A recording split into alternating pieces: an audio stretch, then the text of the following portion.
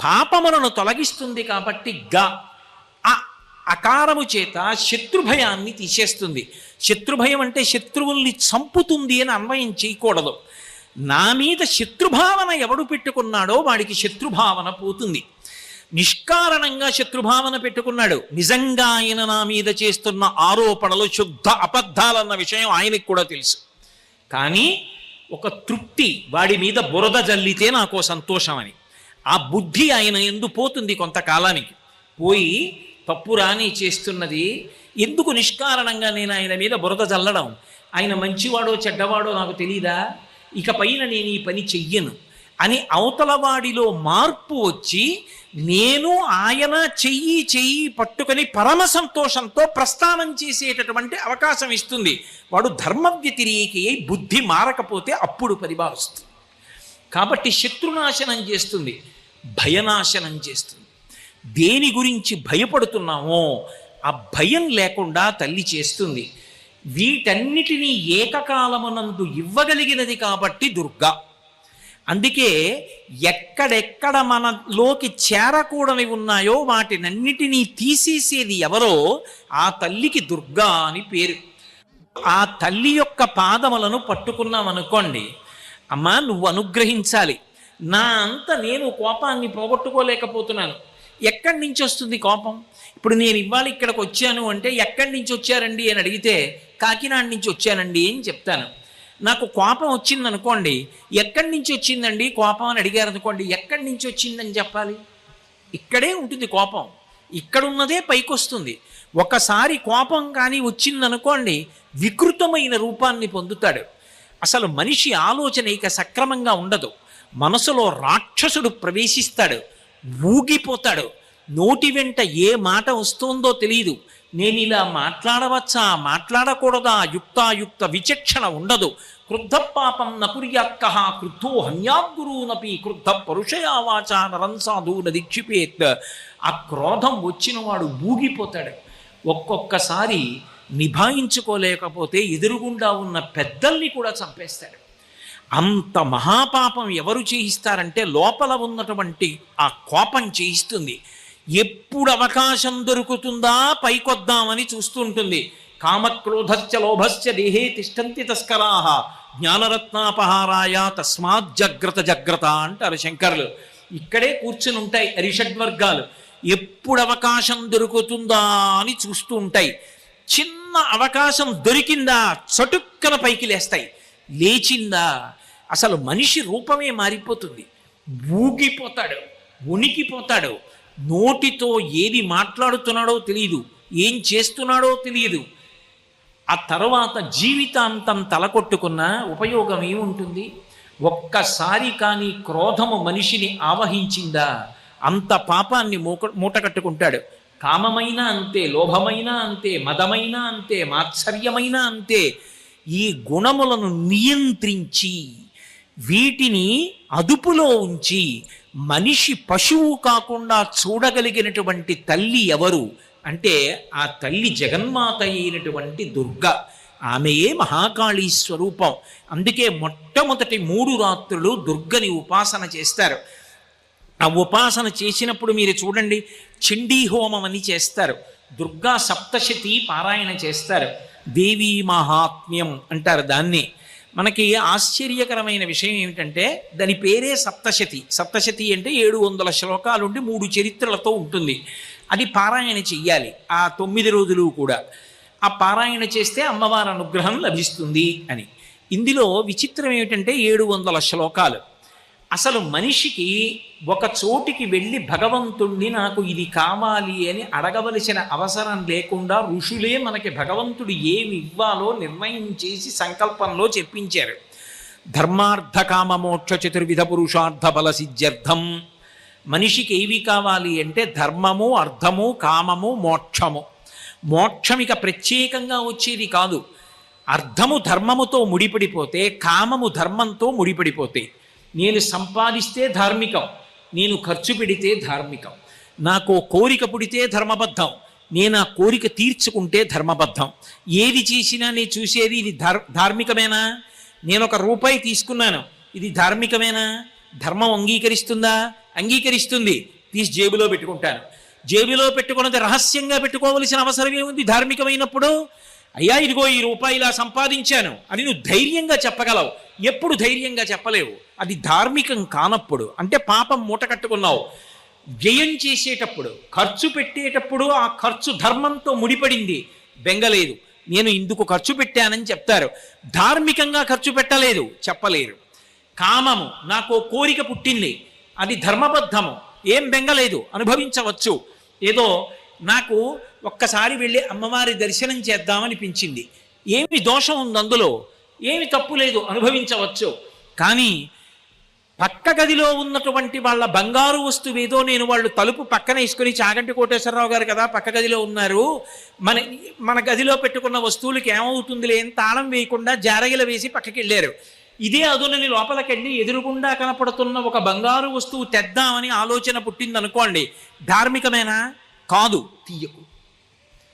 కోరిక పుట్టవచ్చుగాక, మనసులో ఆలోచన రావచ్చుగాక, ధర్మబద్ధము కాదు, చెయ్యవద్దు. ధర్మబద్ధము, అనుభవించు. అర్థము కామముతో ముడిపడిపోతే, కామము ధర్మముతో ముడిపడిపోతే, ఇక నాలుగవది ప్రయత్నం లేకుండా వస్తుంది, అది మోక్షం. కాబట్టి ఇప్పుడు ధర్మార్థ కామ మోక్ష చతుర్విధ పురుషార్థ బల సిద్ధ్యర్థం అని కదా అంటాం. ఇందులో ఈ ధర్మ అర్థ కామ మోక్ష ఈ నాలుగు మనకి నిర్దేశించడం కోసం, ఉపదేశించడం కోసం 4 గ్రంథాలు వచ్చాయి. ఇవి 4 700 శ్లోకాలతోటే ఉంటాయి. అసలు ఆ 7 అన్న అంకెకున్న గొప్పతనం, అందుకు 7 కొండలవాడ వెంకటరమణ గోవిందా గోవిందా అండం. షట్చక్ర భేదనం, 6 చక్రాలు దాటి 7వ చక్రంలో పార్వతీదేవి పరమేశ్వరుడితో రమించిందనే ఆ సహస్రార చక్రమనందు యోగి రమిస్తాడు. ఆ 7 అంకె అంత గొప్పది. కాబట్టి 7 లోకాలు అన్నీ ఆ 7 చేత ప్రతిపాదింపబడతాయి. ఏమిటి 700 శ్లోకాలతో అంటే, ధర్మమును పాటించడానికి సప్తశతిగా ఇవ్వబడింది మనుధర్మశాస్త్రం, అది సప్తశతి. అర్థము, ధార్మికంగా మనకి ఒక అవసరం ఉన్నప్పుడు ఆ అవసరం తీరడానికి అమ్మవారికి కాకపోతే ఎవరికి చెప్పుకుంటాం? అర్థో జిజ్ఞాసురర్థార్థి జ్ఞానీచ భరతర్షభ. నాకు అమెరికా అధ్యక్షుణ్ణైపోవాలన్న కోరిక పుడితే విర్రి కోరిక, కానీ నా కూతురు పెళ్లి చేయడానికి నా దగ్గర 1,00,000 రూపాయలు కావాలనుకుంటే అది తప్పేమిటి? అప్పుడు అది కోరిక అనరు, అవసరం అంటారు. అవసరం ఎవరికి చెప్పాలి? భగవంతుడికే చెప్పుకోవాలి. ఆయనే చెప్పాడు, నాకు చెప్తాడన్నారు. నేనెవరిని కాదనడానికి? కాబట్టి భగవంతుడికి చెప్తారు అవసరాలు. అప్పుడు నీకు అలా ఆర్థికమైన అవసరాలు వస్తే భగవంతుణ్ణి భగవతిని ఎలా ఉపాసన చెయ్యాలో చెప్పిన 700 శ్లోకాల సప్తశతి అర్థశాస్త్రమునకు సంబంధించినది, దేవి మహాత్మ్యం. ఇక 3వది కామము. కామము ఎలా ధర్మబద్ధము చేసుకోవాలో చెప్పిన 700 శ్లోకాలు వాత్సాయన కామసూత్రం. మోక్షమును పొందడానికి శాస్త్రము భగవద్గీత సప్తశతి. ఈ 4 సప్తశతులే. ఇందులో దుర్గా సప్తశతి మీరు చండీపారాయణలో విని ఉంటారు. దుర్గా సప్తశతిలో అర్గళా స్తోత్రము అని ఒక స్తోత్రం వస్తుంది, దాని పేరే అర్గళ. అర్గళ అన్న మాటకు అర్థం ఏమిటో తెలుసా? 2 తలుపులు వేసి గడియ పెడితే ఆ గడియ అవతల వైపు నుంచి తలుపు తోసినప్పుడు తట్టుకోవచ్చు, తట్టుకోకపోవచ్చు. చాలామంది నివాసం ఉంటున్నటువంటి ప్రాంగణాల మధ్యలో ఇల్లు కట్టుకున్నాను అనుకోండి, ఏదో పైన ఓ చిన్న చిడత, అడ్డంగా ఓ చిడత, కిందో చిడత ఉంటే చాలు. ఒకవేళ మరిచిపోయి ఒక్క చిడత వేసినా చాలు, ఎవరు తలుపు తొయ్యరు చప్పుడయ్యేటట్టుగా. కొద్దిగా నిర్మానుష్యంగా దూరంగా ఉన్న ఇళ్ల మధ్యలో నేను ఉంటున్నాను అనుకోండి, తలుపులు 2 దగ్గరికి వేసి అడ్డగడియ అంటారు. అంటే యువతల వైపు నుంచి గడియ తిప్పి అవతల వైపు ఉండేటటువంటిది ఓ చిన్న ఏదో ఇలా చేతి అమరికలా ఉంటుంది, అందులోకి గడియ వేసి వదిలిపెట్టరు. మళ్ళీ తలుపుకి అడ్డంగా ఒక కొయ్య దొంగ పెడతారు, అటు ఇటు ఇలా 2 చేతుల్లాంటి అమరిక ఉంటుంది. ఇప్పుడంటే చాలా చోట్ల అవి కనపట్టం లేదు, కానీ అడ్డంగా పెడతారు దొంగ. ఆ అడ్డంగా పెట్టినటువంటి దొంగకు అర్గళ అని పేరు. ఒక్కసారి కానీ శారదా నవరాత్రులలో త్రికరణ శుద్ధిగా అమ్మవారిని ఉపాసన చేసి అర్గళా స్తోత్రం చదివితే దాని వలన ఏ సిద్ధి కలుగుతుంది అంటే, గడియ పడుతుంది. గడియ పడితే ఏమవుతుంది అంటే, ఇంకా దుర్గుణములు లోపలికి వెళ్ళవు. దుర్గుణములు లోపలికి వెళ్ళవు అన్న మాటకు అర్థం ఏమిటో తెలుసా? నేను కంటితో చూడవచ్చు, కానీ దాని వలన నా మనసులో మాత్రం దుర్మార్గమైన భావన రాదు. అది అర్గళ అన్న మాటకు అర్థం. మీకు నేను ఒక ఉదాహరణ చెప్పాలంటే, నేను అక్కడ ఎవరో పిల్ల కూర్చుని ఉంది, అప్పటిదాకా నాట్యం చేసింది, ఆ నాట్యం చేసిన దుస్తులు కట్టుకుంది. నేను ఆ పిల్లవంక అలా చూస్తున్నాను అనుకోండి, చూసిన వాళ్ళు ఎవరైనా అదేమిటండి ఆ పిల్లవంక ఆయన అలా చూస్తున్నాడు అని అనుకోవచ్చు. నిజమే, బాహ్యంలో నేను ఆ పిల్లవంక అలా చూస్తూ ఉండవచ్చు. కానీ నేను ఆ పిల్లవంక చూస్తున్నప్పుడు నా మనసులో వస్తున్నటువంటి భావన, ఓ నా తల్లి ఆ చిదంబరంలో చిత్సభలో నటరాజస్వామితో కలిసి నాట్యం చేసినప్పుడు ఇలాగే నాట్యం దుస్తులు ధరించి ఉండి ఉంటుంది. ఆ ప్రదోష వేళలో శంకరుడితో కలిసి నృత్యం చేస్తూ ఉంటే వ్యాఘ్రపాదుడు పతంజలి చూస్తూ ఉండుంటారు. నా తల్లి నాట్యం చేయడానికి వెళ్లే ముందు ఇలాగే కూర్చునుంది. నందీశ్వరుడు మొదలైన వాళ్ళు వాద్యఘోష మొదలుపెట్టగానే నా తల్లి కూడా వేదిక మీదకి వెళుతుంది, శంకరుడితో కలిసి నాట్యం చేస్తుంది. లాస్యప్రియా లయకరీ. ఏమి నా తల్లి, నా తల్లి ఈ రూపంలో ప్రదోష వేళలో ఇలా కూర్చుందా ఏమి అని నేను మనసులో భావన పొందుతున్నాను. ఇప్పుడు నేను చూడడం వికారంగా కనిపించవచ్చు, ఎందుకు అలా చూస్తున్నాడు అనిపించవచ్చు. కానీ దుర్మార్గమైన భావన ఏదైనా నాలో కలిగిందా? కలగదు, అడ్డుపడింది.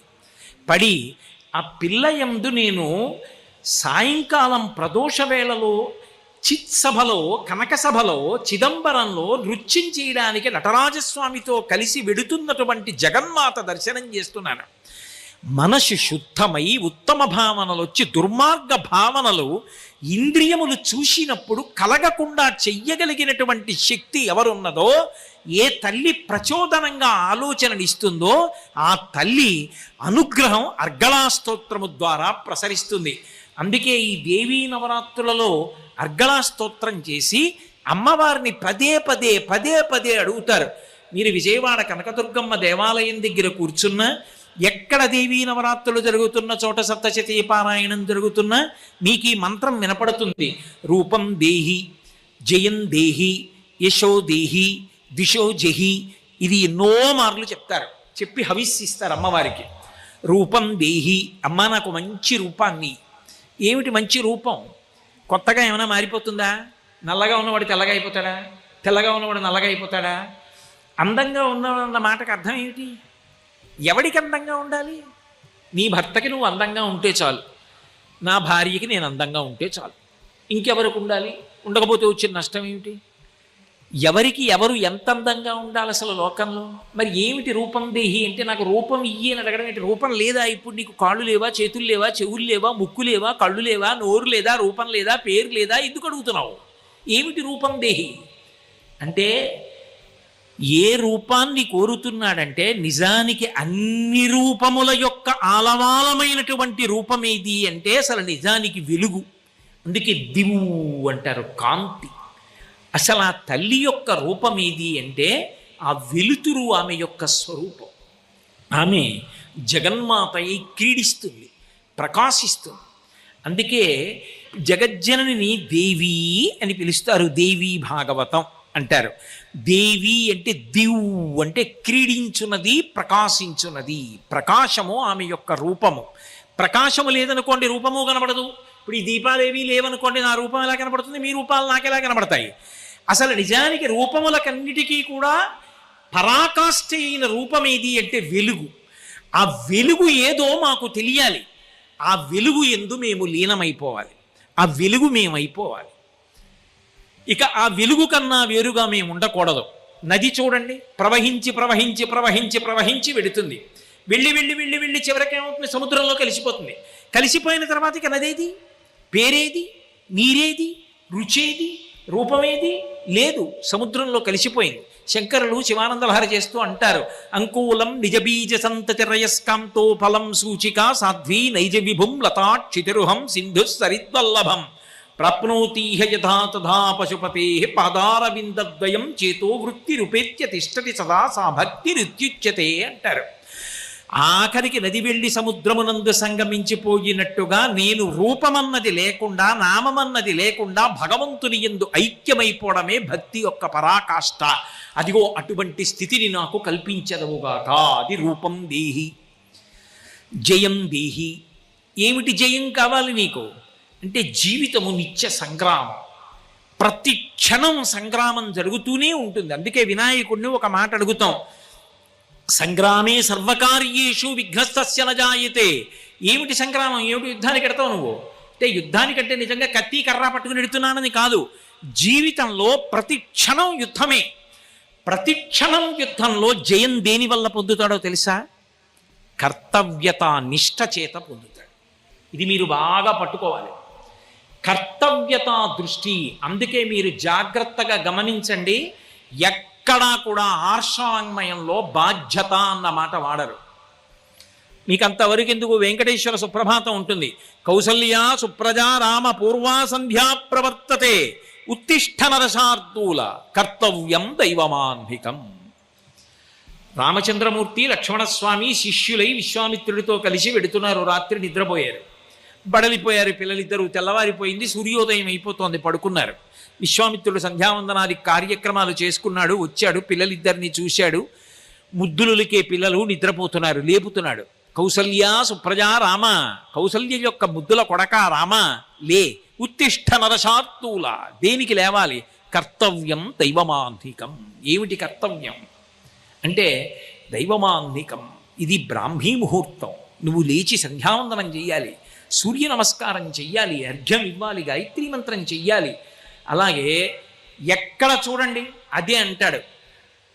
ఎప్పుడైనా సరే రాజైనటువంటి వాడికి కర్తవ్యం ఏమిటి అంటే, కర్తవ్యం రక్షతా సదా అంటాడు. రక్షించడము కర్తవ్యం. కర్తవ్యం శాంతికారకం. కర్తవ్యం కాదు బాధ్యత, అది మీ యొక్క అశాంతికి కారణం. కర్తవ్యం, నేను నా కొడుక్కి చదువు చెప్పించానా లేదా, నా కొడుక్కి నేను మంచి బుద్ధులు చెప్పానా లేదా, నాన్నగారు ఇలా చేసినప్పుడు నేను ఇలా ఎందుకు చేయకూడదని వాడు నన్ను ఆదర్శంగా తీసుకుని తప్పు పనులు చేయకుండా నేను జాగ్రత్తగా ప్రవర్తించానా లేదా, వాడు జీవితంలో వృద్ధిలోకి రావడానికి కావలసినవన్నీ నేను అందించానా అందించలేదా, నా కర్తవ్యం అయిపోయింది. నా చెప్పులు విప్పేయాలి. అస్తమానం ఆ చెప్పులు వేసుకుని ఎలా కూర్చుంటావు? ఒకనాడు నేను పెళ్లిపీటల మీదకి ఎడుతున్నప్పుడు చెప్పులు వేసుకున్నాను, పెళ్లి కొడుకు చెప్పులు. తర్వాత విప్పేశాను. తండ్రి అన్న చెప్పులు వేసుకున్నాను. తర్వాత నా కొడుక్కి పెళ్లి చేసేటప్పుడు స్నాతకంలో స్నాతకం చేస్తున్నవాడు అన్న చెప్పులు వేసుకున్నాను. చెప్పులు వేసుకున్నాను అంటే ఆ పాత్ర పొందాను. తర్వాత నా కొడుకు పుట్టాడు. నేను కాదు బాలసార పీటల మీద కూర్చునేది. ఆ చెప్పులు ఇప్పుడు నా కొడుకు వేసుకుంటాడు. వాడు తండ్రి, వాడు కూర్చుని బాలసారి చేస్తాడు. ఎప్పుడు ఏది విప్పేయాలో అది విప్పేయాలి, ఎప్పుడు ఏది పట్టుకోవాలో అది పట్టుకోవాలి. పట్టు విడుపు తెలియని వాడు గెలవలేడు. అందుకే వాడికి పట్టు విడుపు తెలియదండి అంటారు. ఇది చివరికి ఎక్కడికి వెళ్ళాలి? సాధన చెయ్యడానికి దీన్ని పట్టుకోవాలి. ఒకనాడు సాధన చేసి చేసి చేసి చేసి జ్ఞానం అంకురించింది. పిందెగా రాలిపోకు, కాయగా రాలిపోకు, పండైపోయింది, మెత్తగా అయిపోయింది, లోపల ఉన్న గుజ్జు రసమైపోయింది, తీయగా అయిపోయింది. తనంత తాను ముచిక వదిలిపెట్టేయాలి, రాలిపోవాలి. ఆయన పండిపోయాడండి అంటారు. అందుకే పట్టు తెలియాలి, వదలడం తెలియాలి. ఇది తెలియలేదనుకోండి, అదంతా నాదే బాధ్యత అనుకుంటాడు. నేను సంపాదించకపోతే ఎలాగండి? ఎంత సంపాదిస్తావు? కొడుకు, మనవలు, మునిమనవలు, ఇనుమనవలు, ఎన్ని తరాలకి సంపాదిస్తావు? మిగిలినటువంటి ఏ ప్రాణికి సంపాదన గొడవ లేదు. దానికి పిల్లలు వృద్ధిలోకి వచ్చి తనంత తాను తినేవరికే. ఓ కుక్క ఉందనుకోండి, దానికి పుట్టిన పిల్ల తనంత తాను ఆహారం సంపాదించుకోగలదా లేదా? అక్కడతో అయిపోయింది దాని కర్తవ్యం. మనుష్యుడి దగ్గరికి వచ్చేటప్పటికీ అయ్యి బాబోయ్, ఈ సంపాదన అన్న మాటకు అర్థం ఎక్కడుందండి? అసలు ఎంత సంపాదిస్తే పూర్తవుతుంది? లేదు. అప్పుడు బాధ్యత అన్న పేరు పెట్టుకున్న నాడు దేని యందు కూడా మీకు పూర్తి చేయడం అన్నది లేదు. కర్తవ్యం, నేను చెయ్యవలసింది చేశానా లేదా, నేను చెయ్యవలసింది నేను చేస్తున్నానా, చేశానా, అంతే తృప్తి. అందుకే కర్తవ్యతానిష్ట. జయమునకు కారణము, చిత్తశాంతికి కారణం ఎక్కడుంటుందంటే కర్తవ్యం. నేను చెయ్యవలసింది చేస్తున్నానా, నేను చెయ్యవలసింది చేయకపోతే అప్పుడు ఏడవాలి. నేను చెయ్యవలసింది చేశానా లేదా? నేనేం చేయను? తల్లి ఏం చేయగలదు? అన్నం వండగలదు, కూరలు వండగలదు, పచ్చడి చేయగలదు, పులుసు పెట్టగలదు, పెరుగు సిద్ధం చేయగలదు, అక్కడ పెట్టగలదు. 25 ఏళ్ళు వచ్చిన కొడుకు ఆకలిస్తున్న అన్నం తినకుండా ఏదో చూస్తూ కూర్చుంటానంటే తల్లి బలవంతంగా అన్నం పెట్టగలదా? తన కర్తవ్యం. వండింది, పెట్టింది, పిలిచింది, తినరా అంది, 10 మాటలు చెప్పింది. వాడు తినలేదని ఈవిడ తల కొట్టుకు ఏడిస్తే నా కర్తవ్యం జయం. నేను నిత్య సంఘర్షణ, జీవితంలో ప్రతిదీ పోరాటమే. ఈ పోరాటంలో నేను గెలవాలి కర్తవ్యతానిష్టతో. నేను శాంతిగా ఉండాలి. అసలు శాంతము లేక సౌఖ్యము లేదు సారసదలనయనా అంటారు త్యాగరాజస్వామి. అసలు శాంతం లేకుండా ఇంకేం చేస్తావు ఉపాసన? ఆ ప్రశాంతత లేనినాడు. ఎప్పుడు నాకు ప్రశాంతత అంటే, రేపు నేను పూజామందిరంలో కూర్చున్నాను అనుకోండి, నిన్న చెయ్యవలసినవి చేశానా, ఇవాళ చెయ్యవలసినవి చేస్తానా, అంతే. నిన్న చెయ్యవలసినవి చేశాను, ఫలితం రాలేదు, వదిలేయి, అది ఈశ్వర అనుగ్రహం, అంతే. ఇది జయం దేహి. బాహ్యమునందు అమ్మా నేను చేసిన సంకల్పాలు ఏమున్నాయో అవి నెరవేరేటట్టుగా చూడు. అడగడం తప్పేం కాదుగా, అడగవచ్చు. కాబట్టి రూపం దేహి, జయం దేహి, యశోదేహి. యశోదేహి అంటే ఇది మనిషి అడగాలి. ఎందుకని అంటే ఈ శరీరం ఎంతకాలం ఉంటుంది? ఏదో కాలంలో కొంతకాలం ఉంటుంది. ఉండి ఉండి ఉండి ఉండి శరీరం పడిపోతుంది. కానీ మనిషి ఏ శరీరంతో మిగిలిపోతాడు అంటే కీర్తి శరీరంతో మిగిలిపోతాడు. మీరు చూడండి, నేను ఒకప్పుడు తిరుమల దర్శనానికి వెళ్ళాను. వెళ్ళి వరుసల్లో నిలబడి దర్శనానికి వెడుతున్నాను. ఘంటసాల గారి భగవద్గీత వినపడుతోంది. నేను ఘంటసాల గారి భగవద్గీత విని ఎంత పొంగిపోయి అనుకున్నాను, మహానుభావుడు ఎక్కడో కురుక్షేత్రంలో కృష్ణ భగవానుడు అర్జునుడికి చెప్పిన భగవద్గీత ఇవాళ వెంకటాచలంలో సాక్షాత్తు ఆ స్వామియే వచ్చి ఇక్కడ పద్మపీఠం మీద నిలబడ్డాడు. ఆయనకి వినపడుతోంది ఈయన చెప్తున్న భగవద్గీత. ఆయన ఎంత తమాషా అనుకుంటాడు, నేను చెప్పిన భగవద్గీత ఎంత రమించి చెప్పాడు అని ఆ స్వామి విని నవ్వుకోరు, సంతోషించరు? ఆయన కంఠం వెళ్ళిపోయింది, ఆయన శరీరం వెళ్ళిపోయింది, కానీ ఆ కంఠం మాత్రం ఇప్పటికీ ఏడుకొండల వాడి దగ్గర భగవద్గీత చెప్పి సేవ చేస్తూనే ఉంది. అది యశో శరీరం. ఆయన వెళ్ళిపోయి దశాబ్దాలవచ్చు, కానీ ఆయన పేరు చెప్పేటప్పటికే అబ్బా గంధర్వగానం అండి అంటాం. అందుకు కదూ విజయవాడ పట్టణం ఆ మహానుభావుడికి పట్టాభిషేకం చేసింది గౌరవించి. ఘంటసాల ప్రాంగణం అని ఒక ప్రాంగణమే పెట్టింది. కాబట్టి యశో శరీరుడయ్యాడు ఆయన. కాబట్టి యశోదేహి, మంచి పని చేస్తే కీర్తి లభిస్తుంది అంటే దాని అర్థం, అమ్మా నేను మంచి పనులు చేసేటట్టుగా చెయ్యి. మంచి పని ఎప్పుడు చేస్తావు? మంచి సంకల్పం వస్తే. మంచి సంకల్పం ఎప్పుడు వస్తుంది? మంచివి చూస్తే, మంచివి వింటే. అసలు మంచి వినకుండా ఎక్కడో భయంకరమైన విషయాలన్నీ విన్నవాడికి మంచి సంకల్పం ఎందుకు పుడుతుంది? పుట్టదు. అందుకని మంచివి వినాలి, మంచివి చూడాలి, మంచివి తినాలి, మంచివి ముట్టుకోవాలి, మంచివి వాసన చూడాలి, మంచి ఆలోచన రావాలి, మంచి నిర్ణయం చేయాలి, మంచి పని చెయ్యాలి, దానివల్ల కీర్తి పొందాలి. అలా నన్ను అనుగ్రహించు. కాబట్టి రూపం దేహి, జయం దేహి, యశోదేహి, దిశోజహి. అమ్మా మేము శత్రువుల్ని గెలిచేటట్టుగా చెయ్యి.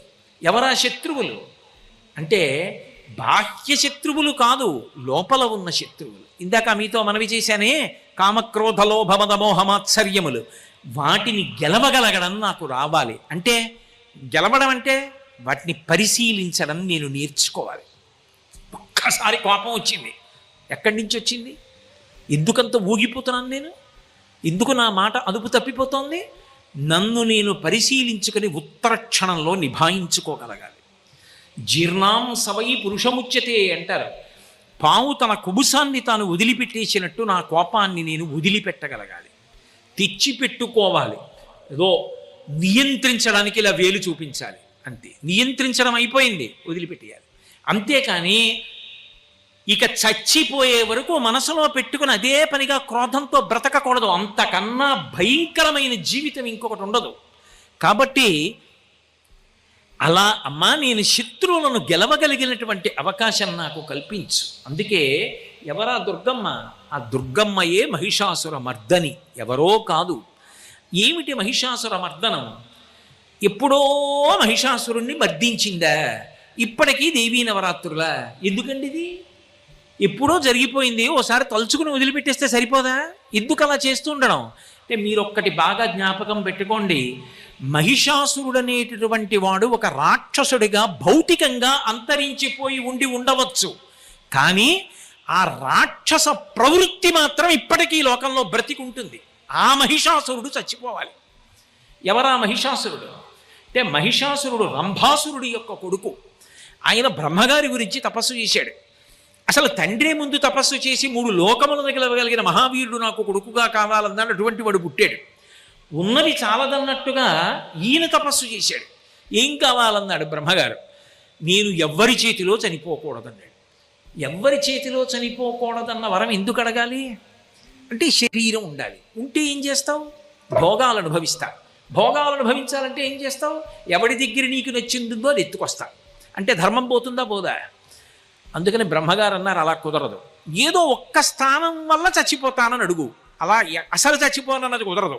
ఒక్క ధర్మం కావాలంటే చిరంజీవిత్వం పొందుతాడు. విభీషణుడు ధర్మం కావాలన్నాడు, చిరంజీవి అయ్యాడు. దేనివల్ల చచ్చిపోతావు నువ్వే అడుగన్నాడు.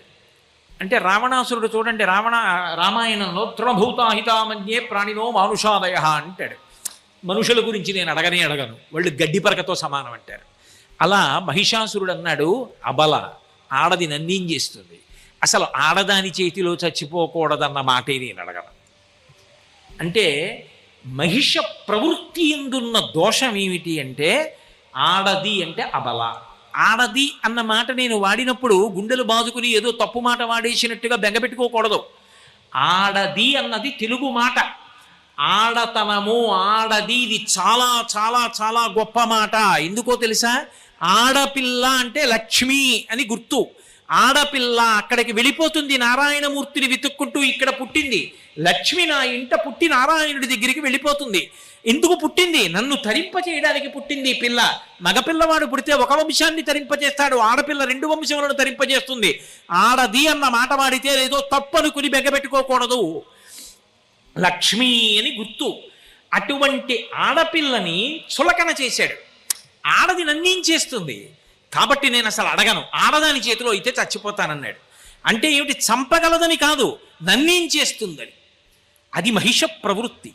ఇవాళ శారదా నవరాత్రులు చెయ్యవలసిన అవసరం ఎంత ఎక్కువ ఉందో ఈ ఒక్క విషయాన్ని బట్టి మీకు అర్థమై ఉంటుంది. ఆ చులకన భావన పనికిరాదు. అసలు ఈ లోకమంతా ఉన్నది అంటే దేని వలన నిలబడింది? కేవలముగా స్త్రీ వలన మాత్రమే నిలబడింది. స్త్రీ తాను ఒకవేళ అగత్యం ఏర్పడితే మరణిస్తానని తెలుసు. ఒక్కొక్కసారి గర్భిణీ అయినటువంటి స్త్రీ ప్రసవించేటప్పుడు మరణించవచ్చు. ఏ కాలు జారి నెలలు నిండిన తర్వాత పడిపోతే ఎటువంటి ప్రమాదమైనా సంభవించవచ్చు. లోపల ఉన్న బిడ్డ కోసం ఎన్నో తినడం మానేయాలి. శారీరకంగా ఎంతో వికారమైనటువంటి రూపాన్ని పొందాలి. ఏ రాత్రి నిప్పులొస్తాయో, ఎక్కడికి తీసుకెళ్లాలో, ఆ లోపలికి వెడుతున్నప్పుడు తాను జనన మరణములనేటటువంటి 2 కోరల మధ్య చిక్కుపడి ఉన్నాను, లేదా మృత్యుదేవత 2 కోరల మధ్య చిక్కి ఉన్నాను. మృత్యుదేవత నోటి 2 కోరల చిక్కి బ్రతికినొకవేళ బ్రతుకవచ్చు. ఇన్ని తెలుసున్నా ఆ అమ్మతనం కోసమని చెప్పి తాను మరణించడానికైనా సిద్ధపడి గర్భం ధరిస్తోంది స్త్రీ.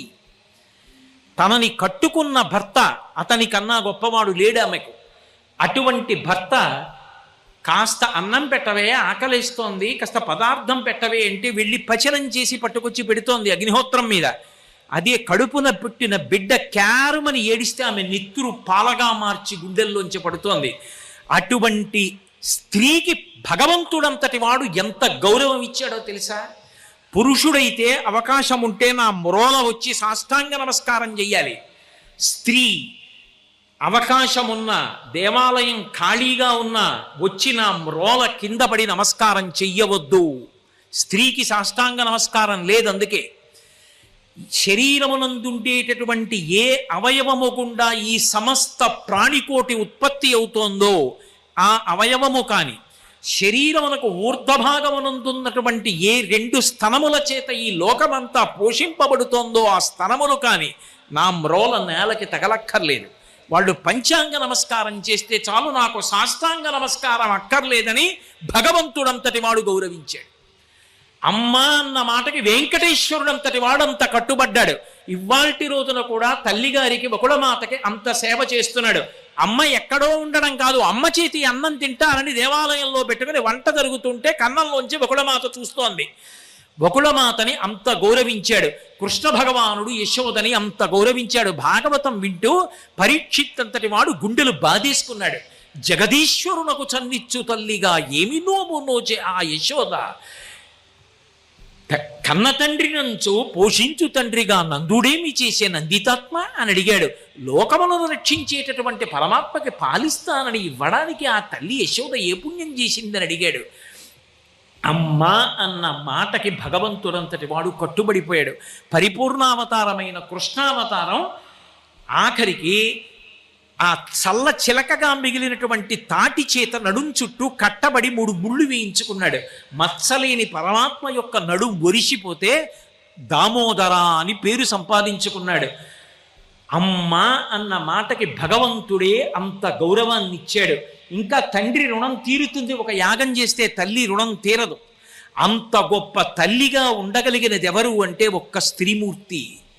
అక్క చెల్లెలుగా ఉండి అన్నదమ్ముడి యొక్క ప్రేమని నిరంతరం కోరుకునేది, అభ్యున్నతిని కోరుకునేది ఆడపిల్లయే. ఇంటికొచ్చి ఆడపిల్ల పసుపు కుంకాలు పుచ్చుకుని ఒక 70 రూపాయల చీర పెడితే మురిసిపోయి కట్టుకుని వెళ్ళిపోతుంది. ఆ ప్రేమ ఆడపిల్లదే. తన ధర్మపత్నిగా తను పుణ్యకార్యం చేయడానికి, యజ్ఞయాగాదులు చేయడానికి అధికారమును కల్పిస్తున్నది స్త్రీ. చిట్ట చివరికి లోకంలో ఎవరైనా దీర్ఘకాలం బ్రతికుండాలనుకుంటారు. తన బిడ్డడి కోసం ఒక మాట అమ్మంటుంది, నాన్న నీ చచ్చిపోయినా పర్వాలేదురా, నా ఆయుర్దాయం పోసుకు బ్రతుకు అనగలిగినది స్త్రీ ఒక్కతే. అమ్మ మాత్రమే అంటుంది. ఆయన చేతిలో నేను వెళ్ళిపోవాలంటుంది, కానీ ఆయన వెళ్ళిపోవాక నేను బ్రతకాలని ఏ స్త్రీ కోరుకోదు. ఇది అనగలిగినది స్త్రీ ఒక్కతే. స్త్రీ కన్నా గొప్ప శాంతి స్థానం పురుషుడికి లేదు. ఇంత గొప్పదైనటువంటి స్త్రీని అంత చులకన భావనతో మాట్లాడి, స్త్రీ అంటే కేవలముగా ఒక భోగ వస్తువు అనుకున్నటువంటి మహిషాసురుడు ఆనాడు మరణించి ఉండవచ్చు, కానీ ఆ మహిష ప్రవృత్తి బ్రతికుంది సమాజంలో. అది ఎప్పుడెప్పుడు పెరుగుతోందో అప్పుడప్పుడు దాన్ని పీచమడచవలసినది అమ్మవారి. ఇటువంటి తప్పు భావనలు నా యందు రాకుండుగాక. మాతృవత్పరదారేషు, ఒక స్త్రీ తాను ఏ వేదిక మీద ఎక్కడ ఎలా కనపడినా 10 మంది యందు మాతృభావన కలిగేటట్టుగా నేను కనపడాలన్న భావన వారు పొందాలి. ఏ స్త్రీని చూసినా నా యందు మాతృభావన కలగాలని పురుషుడు ఆలోచించాలి. అలా ఇవ్వగలిగిన తల్లి ఎవరు అంటే ఆ అమ్మ దుర్గమ్మ. అందుకని అర్గళా, అది ద్విషో జహి, అది మహిష ప్రవృత్తి. అందుకనే మహిషాసుర మర్దనం జరిగిన 9 రోజులు శారదా నవరాత్రులుగా ఉపాసన చేసి మొట్టమొదట మహాకాళీ ఉపాసనగా 3 రోజులు దుర్గమ్మని ఉపాసన చేస్తారు.